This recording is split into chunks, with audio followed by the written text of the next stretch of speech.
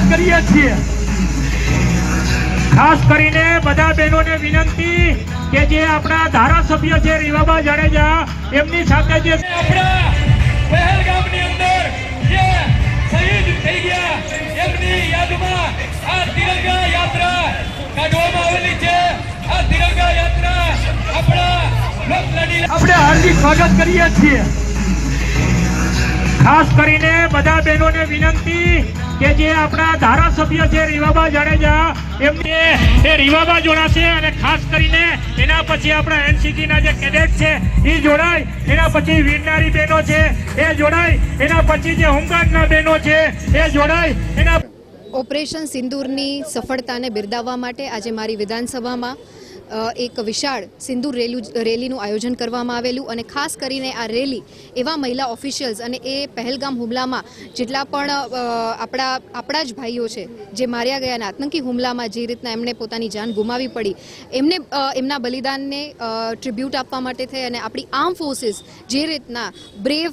Bravely અને એક વીરતાપૂર્વક જે પાકિસ્તાનના જેટલા પણ બેઝ કેમ્પ પાકિસ્તાનમાં આતંકવાદીઓના જેટલા પણ બેઝ કેમ્પ હતા એમાં 100 જેટલા આતંકવાદીઓને એમનો વિનાશ કર્યો, સાથે એમના બેઝ કેમ્પનો પણ ધ્વસ્ત કરી દીધા। ત્યારે આ વીરતા, શૌર્યતા અને એમની જે એક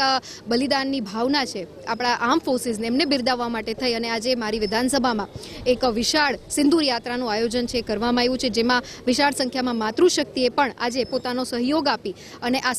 સિંદૂર યાત્રા છે એને સફળ બનાવી છે, જેમાં ખાસ કરીને એનસીસીની મહિલા કેડેટ છે, નર્સિંગ સ્ટાફ છે, ડોક્ટર્સનો સ્ટાફ છે, વકીલનો સ્ટાફ છે, તેમજ વિશાળ સંખ્યામાં અહીં બહેનો ઉપસ્થિત છે। ત્યારે આ રેલીને